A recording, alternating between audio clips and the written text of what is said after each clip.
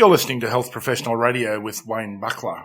My guest today is Gail Harding, Director of Nursing with Wheatfields Inc, an aged care facility in Australia.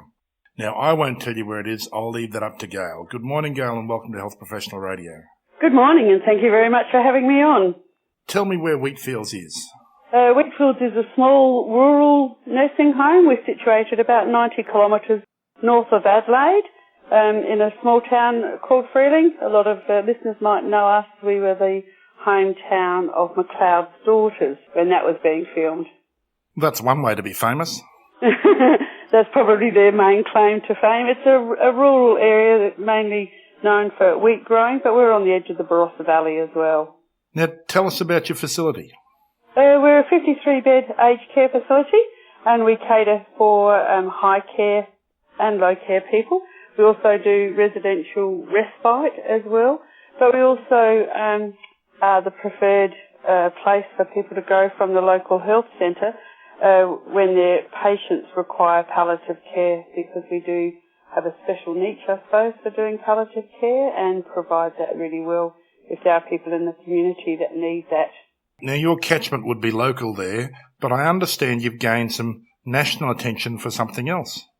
We have. Recently we received 2 Information Technology in Aged Care Awards, and they are national awards just recognising aged care facilities that do computer technology well. So we were lucky enough to receive 2 awards. One was for our introduction of computer technology, how we nurtured the workplace and the staff and created a learning environment for them, so that when we did introduce the information technology or the computers into the workplace, it was a smooth transition and our staff felt really supported. The other award was for the technology that we do use, because we are almost paperless now. We have a medication program, we have our nursing care program, the doctors use a different program, and so we are really well supported in our use of computers within the workplace. So that was a pretty big thrill for our facility, because we are rural and we're remote. We're not a big aged care facility. We don't have any technology gurus on board, so it was a pretty steep learning curve for all the staff. But I'm really happy with where we're at the moment and the outcomes that we've been able to achieve. So it's been pretty significant for such a small place. Gail, congratulations to you and to your staff for winning recognition like that. I'm kind of betting that you didn't have a multi-million-dollar budget and you weren't a multinational IT company. No, we're certainly not a big facility. We don't have a huge budget.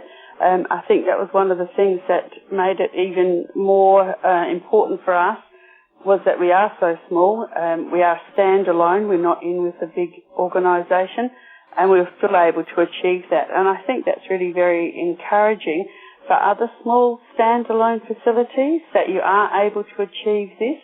And it really is a tribute to the staff, I suppose, who were able to step up, but also to our Board of Management, who have had a lot of foresight in being able to see where we needed to be and to be able to support that vision and to get us to where we have been. So the board really had a lot to do with it as well. And so for them, I think it was wonderful that they did support the strategic plan that we had in place. You're listening to Health Professional Radio with Wayne Buckler. I'm in conversation with Gail Harding, the Director of Nursing at Wheatfields Inc, an aged care facility in South Australia. Now, Gail, what would you do differently if you were implementing a system like this again? What were the learnings that came out of it for you? I think probably the most important thing was to have the Wi-Fi throughout the facility working well. That was one of the major problems that we had, so that when we were using tablets at the bedside, sometimes they were really slow, and that was a source of frustration for the staff. I think if you're doing it, you need to get that part of it right to start with. But other than that, I think that we really thought through the process well. Maybe I wouldn't use tablets at the bedside in future. I would have got computers because they are faster. There's a lesser source of frustration for the staff. And so that would create a more of acceptance. But overall, I think that we did manage really, really well with how we went. I did spend a month before we introduced any of the technology and went to the different suppliers to see which programs were going to suit us and which programs spoke to each other. That was really important. Whether we could enter the information once and have that go across several different programs, that was an important feature for us. So we were able to achieve that. So I think at the other end of it, we've really got a workforce that accepts the technology, uses it well, and I think we use it to its maximum potential. But really the Wi-Fi situation at the very beginning was probably something that irked us all. Now, I can't imagine a nurse's station without paper on it. Tell me how going paperless has changed the process. It has been fantastic from the point of view of having one point of entry for information, so that point of entry goes across all your fields. When we had accreditation, it was really good to be able to show that our information was consistent. We didn't have, say, for example, people's dislikes and things like that written in one place and it be different somewhere else. So there's consistency of information. That really is a major important factor. I really love the way that we're able to get the information out to the staff, and so that communication is so much better. The other really good thing about it is down to accountability for staff. There's true accountability when you've got accurate recording. The paperless, we're almost paperless. There are still some areas where we do need to use paper records, but not a lot. Everything is on the computer. Even all the doctors' notes and their progress notes for the residents, that's all on computer as well.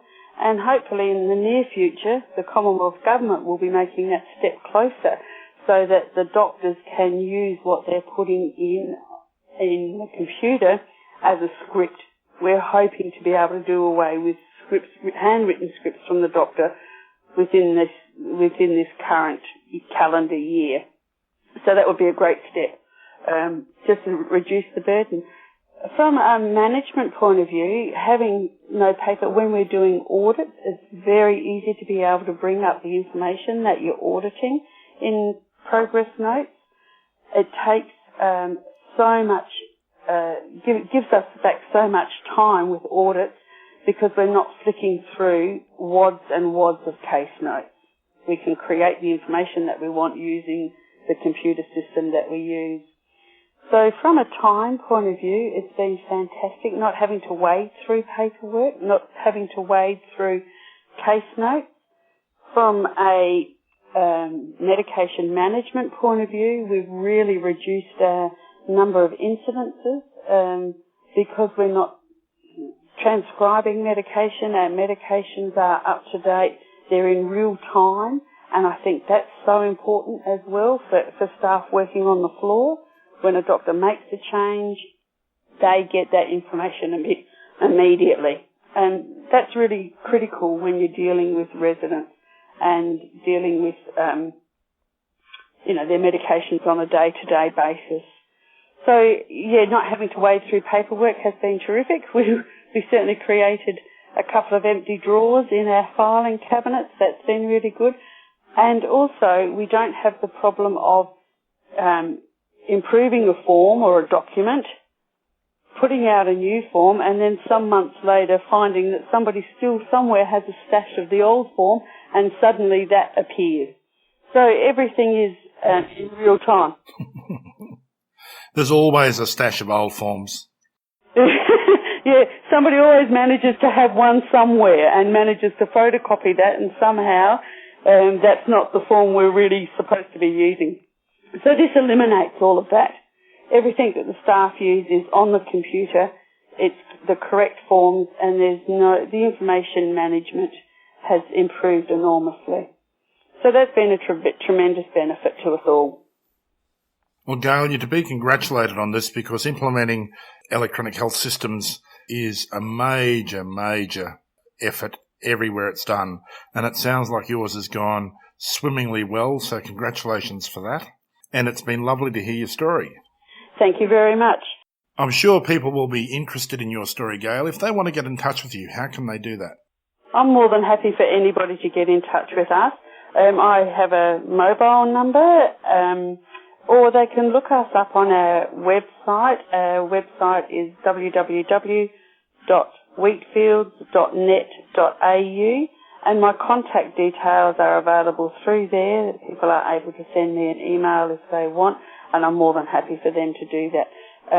I think that what we've been able to gain should be shared, particularly across smaller facilities and rural and remote facilities, because I know that often those people feel very isolated, and particularly because they're small and they may not have a chain of nursing homes that they belong to. So I am more than happy for people to get in contact with us through our website. You've been listening to Wayne Buckler on Health Professional Radio in conversation with Gail Harding, the Director of Nursing at the Wheatfields Aged Care Facility in South Australia. A transcript of this interview is available on our website at www.hpr.fm, and there's a sound archive there as well. You're listening to Health Professional Radio.